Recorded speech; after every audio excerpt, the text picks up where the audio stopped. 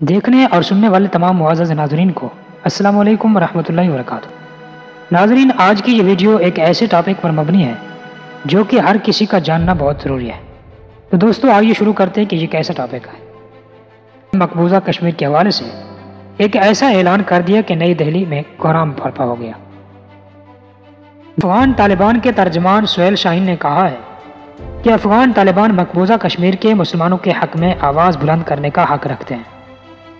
دوستو، برطانوی نشریاتی ادارے کو انٹرویو دیتے ہوئے طالبان کے ترجمان سہیل شاہین نے امریکہ کے ساتھ ہونے والے دوحہ معاہدے کی شرائط کو یاد کرواتے ہوئے کہا ہے کہ ان کے کسی بھی ملک کے خلاف مسلح آپریشن کرنے کی کوئی پالش نہیں ہے۔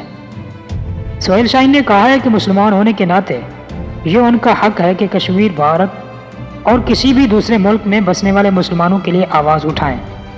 ہم اپنی آواز بلند کریں گے اور یہ کہیں گے کہ مسلمان آپ کے اپنے لوگ ہیں، آپ کے اپنے شہری ہیں، آپ کے قانون کے تحت وہ برابری کے حقوق کے مستحق ہیں اور بھارت پر دنیا کی نظریں مرکوز ہیں۔ تو دوستان گرامی، ناقدین کا کہنا ہے کہ بھارت میں 2014 عیسوی سے وزیر اعظم نریندر مودی کے دور حکومت میں مسلمانوں کے خلاف نفرت پر مبنی جرائم میں اضافہ دیکھنے میں آیا ہے۔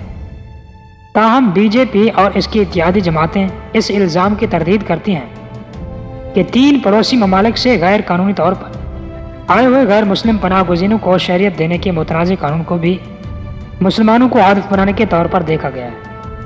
بی بی سی کے مطابق بھارت کی طرف سے مقبوضہ کشمیر کی خصوصی حیثیت کو ختم کرنے اور اس فیصلے کے اطلاق کے طریقہ کار پر کئی شہروں کو غصہ ہے۔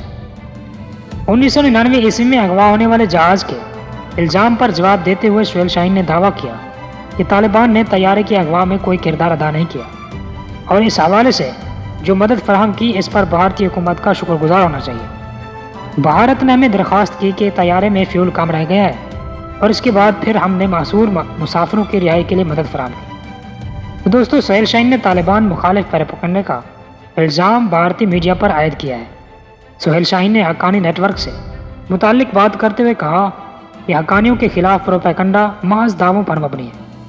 حقانی کوئی گروپ نہیں ہے اور وہ افغانستان کی اسلامی امارت کا حصہ ہے، وہ اسلامی امارت افغانستان ہے۔